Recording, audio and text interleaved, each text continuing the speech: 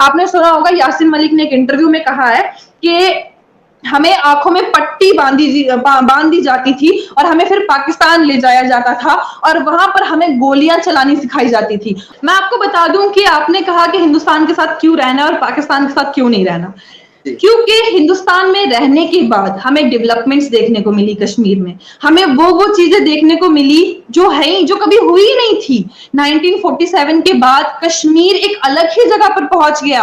आपने कश्मीर का बजट देखा इस बार कि आप लोग आजाद कश्मीर को संभालो, जब वो संभलता है उसके बाद आप किसी दूसरी जगह के ऊपर उंगली उठाओ। सॉरी, 200 रुपए किलो आटा, 200 रुपए केजी होने जा रहा आटा, हमें 25 रुपए केजी मिलता है। भाई आप लोगों को तो फ्री मिलता भाई। मैं भी गिलगित बल्तिस्तान से आपको बता दूं तो गिलगित बल्तिस्तान भी एक मुतनाज़ा इलाका है, तो वहां पर लोगों के भी थॉट्स कुछ डिफरेंट है। तो आप मुझे पहले इस क्वेश्चन का आंसर दे दें। ठीक है जी। हाँ, पाकिस्तान में एक हाई कोर्ट है कराची वाले साइड से। जी जी जी, कराची में। वहां मेरे बड़े मामू जज हैं। ओके।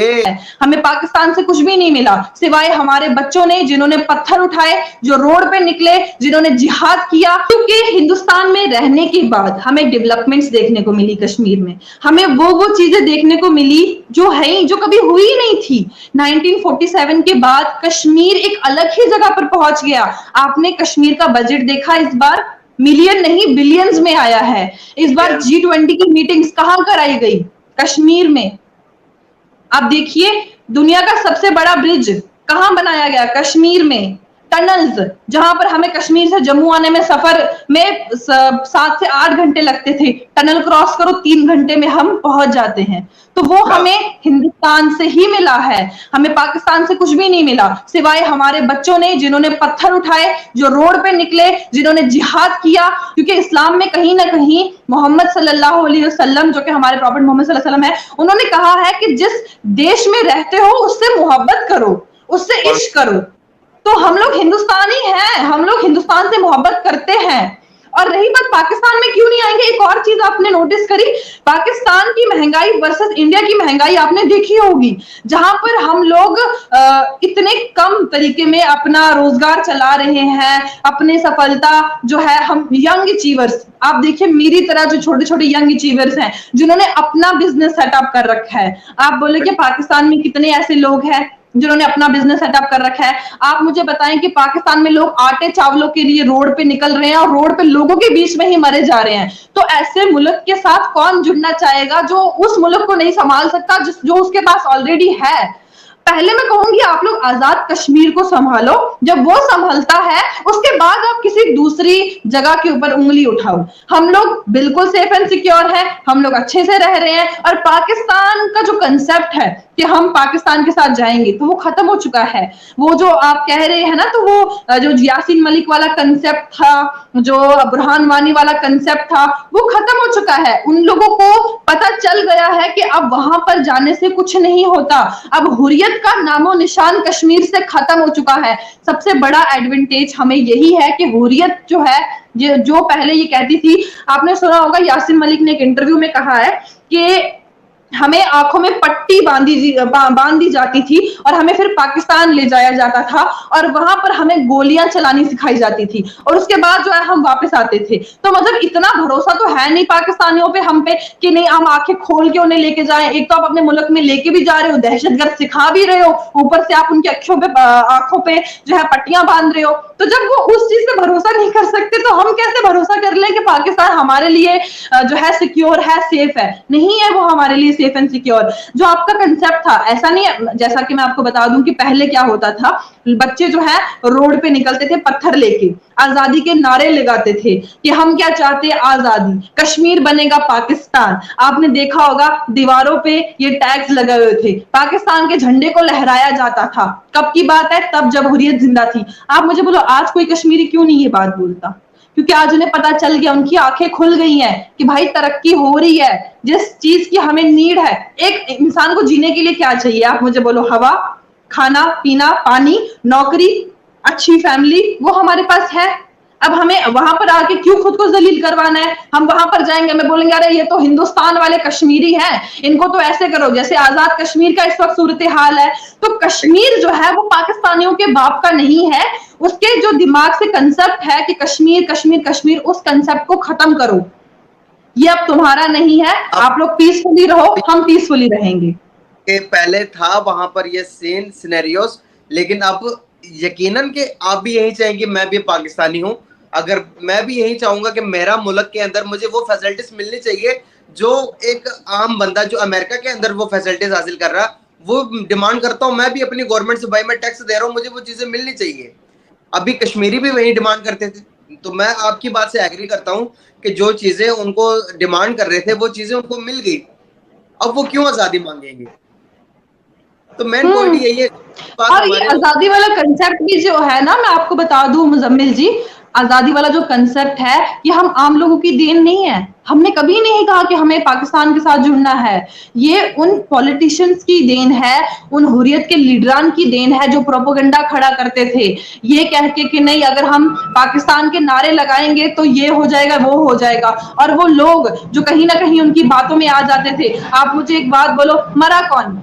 वो पॉलिटिशियंस मरे, वो हुर्रियत के लीडरान मरे? नहीं, एक आम इंसान मरा, एक माँ का बेटा जो आज रो रो के, जब हमारे घरों में ईद होती है तो हम मतलब खुशी होती है हमें, जब उन लोग के घरों में ईद होती है तो वो क्या सोचते होंगे कि क्यों मेरा बेटा इस जिहाद में घुसा था, क्यों मेरा बेटा वहां पर गया था। एक बीवी जिसके हस्बैंड को शारेआम मार दिया जाता था, एक बच्चा, एक भाई, एक हावन, कितने कंसेप्ट है यहाँ पर। आप देखो कि इनकाउंटर होता था, मरते आम लोग थे, कश्मीर के लोग मरते थे, पाकिस्तान से तो कोई आगे अपनी बलि नहीं देता था कि नहीं हम आ गए लो भाई हमें मारो। नहीं, इसको कहते हैं माइंड वॉश। बड़ी ही बारीकी तरीके से माइंड वॉश किया गया, किस चीज को लेकर के? रिलीजियस को लेकर के, हिंदू मुस्लिम करके। लेकिन आज जो है हिंदू मुस्लिम का कंसेप्ट खत्म हो गया है। कश्मीर में सिख, हिंदू, मुसलमान, क्रिश्चियन सारे लोग रहते हैं, कोई दंगे फसाद नहीं होते, सब कुछ नॉर्मली चल रहा है। तो मैं इस चीज से बिल्कुल बाइकआउट करती हूँ कि जो आप लोग कह रहे हैं, जो आप लोग के दिमागों में कंसेप्ट को डाला गया है कि यहाँ से ऐसे होता है वहां से, कुछ भी नहीं होता है। पीस एंड शांति और अमन है।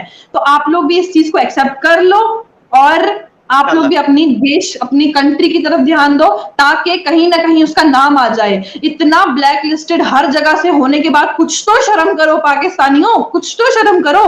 लेकिन नहीं, इज्जत जैसे बेच दियो ना, वैसा कंसेप्ट हो जाता है। नहीं भाई, हमें यूनाइटेड नेशन कुछ बोल रहा है तो हम सुन लेंगे, अमेरिका बोल रहा है, रशिया बोल रहा है, सब बोल रहे हैं हम सुनेंगे, लेकिन हमें कश्मीर चाहिए। क्यों? निकालो अपने दिमाग से वो ख्याली पुलाव कि नहीं कश्मीर चाहिए। कश्मीर अब नहीं मिलेगा, अब दूर रहो। सही हो गया। इंडिया और अमेरिका दोनों कामयाब हो जाते हैं पाकिस्तान को ग्रे लिस्ट में डालने पर, तो इससे पाकिस्तान को दोबारा से, पहले ही हमारे हालात ठीक नहीं है, पहले ही हम खड़े नहीं हो पा रहे, तो अगर हालात और बदतर हो जाते हैं तो पाकिस्तान की कंडीशन मजीद बेहतर, हालात खराब होने की तरफ तो नहीं जा रहे। अरे नहीं, एफएटीएफ आपने सुना नहीं? वो टेरर फंडिंग को रोकने के लिए लगाया जाता है। टेरर फंडिंग जो आपकी गवर्नमेंट और कहीं ना कहीं जो पैसा उनको दे रही है, तो वो अगर स्टॉप हो जाएगा तो आपकी कंट्री तो डेवलप हो जाएगी। जो पैसा उन मुजाहिदीन को या टेररिस्ट को दिया जाता था वो तो अब स्टॉप हो जाएगा। वो तो फिर आप लोग अपने देश में लगाओ। कर रहा हूं मैं आपसे, लेकिन जो बाहर से इन्वेस्टमेंट आती है, बाहर से इन्वेस्टमेंट आती है, मनी लॉन्ड्रिंग, जो पैसे हैं पाकिस्तान के वो बाहर भी जाते हैं। तो अगर वो इस किस्म के केसेस में आ जाती हैं, जिस तरह से इंडिया के अंदर अभी आप देखेंगे गूगल और अमेज़न दोनों एक्सपेंड कर रहे हैं अपनी फैक्ट्रीज को, उसके बाद लोलो कंपनी आ रही है, एमआर कंपनी आ रही है, एप्पल फोन आ रही है। मेरा कहने का पर्पस ये है कि पाकिस्तान में पहले इन्वेस्टमेंट नहीं आ रही हमारे पास, तो अगर एफएटीएफ के ग्रे लिस्ट में डाल देते हैं तो जो है ये भी चली जाएंगी, तो हमारे हालात मजीद बुरे हो सकते हैं फ्यूचर में। ये पूछ रहा हूं मैं। देखिए, मैं आपको यही कहूंगी ना, तो फिर सुधारो ना।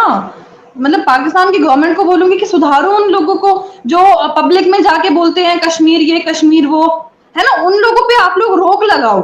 आप लोग उन लोगों को बंद करो, अपने पहले देश को संभालो, उसके बाद टोटली आपका देश जो है वो डेवलपमेंट की तरफ खुद ब खुद बढ़ेगा। आप कह रहे हैं कि इतने सारे प्रोजेक्ट हिंदुस्तान में, पाकिस्तान में भी लगेंगे, कुछ बिगाड़ा नहीं है आप लोगों ने किसी का।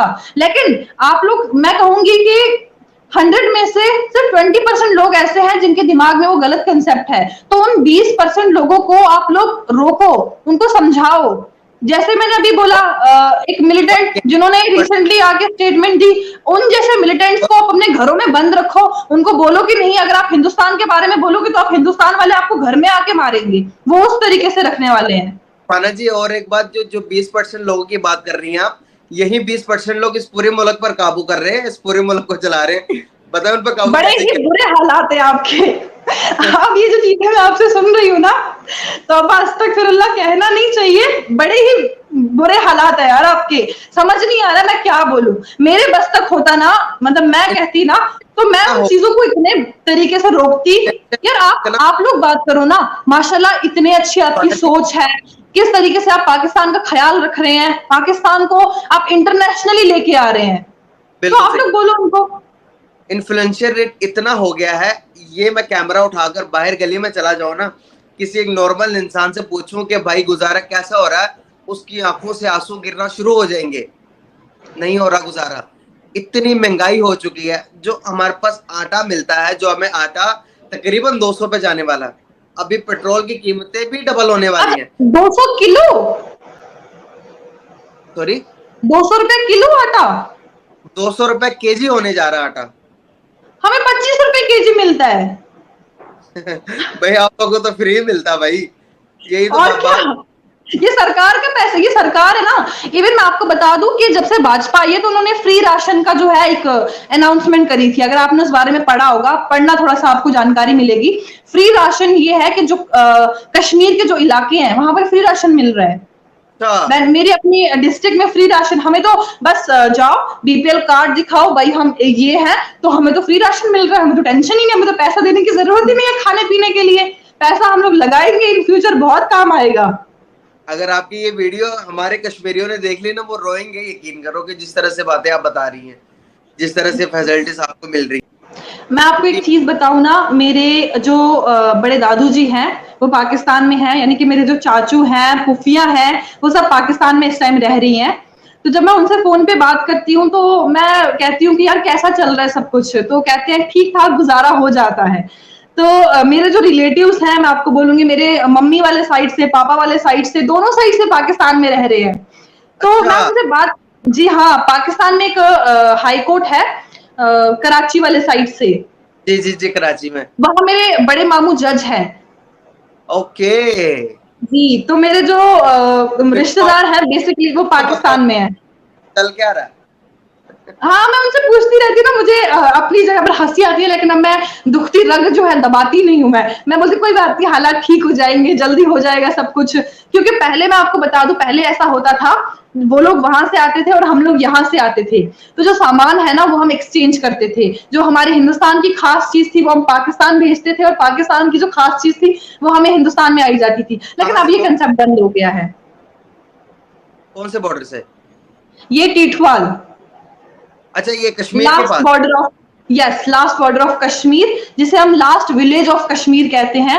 आप जरूर उसे, बिल्कुल बिल्कुल, वहां पर आई थिंक सो कि कोई ऐसा मुकाम है जो बिल्कुल बहुत नजदीक कर देता है। बिल्कुल, ये छोटी सी दरिया है, छोटा सा दरिया, और वहां से सामान आसपास चला जाता था, नो इश्यू, बड़ी ही सिक्योरिटी अच्छे तरीके से, कोई कंसेप्ट ही नहीं था। लेकिन अब ये कंसेप्ट बहुत खराब हो गया है, अब वीजा मिलना बहुत मुश्किल हो गया है।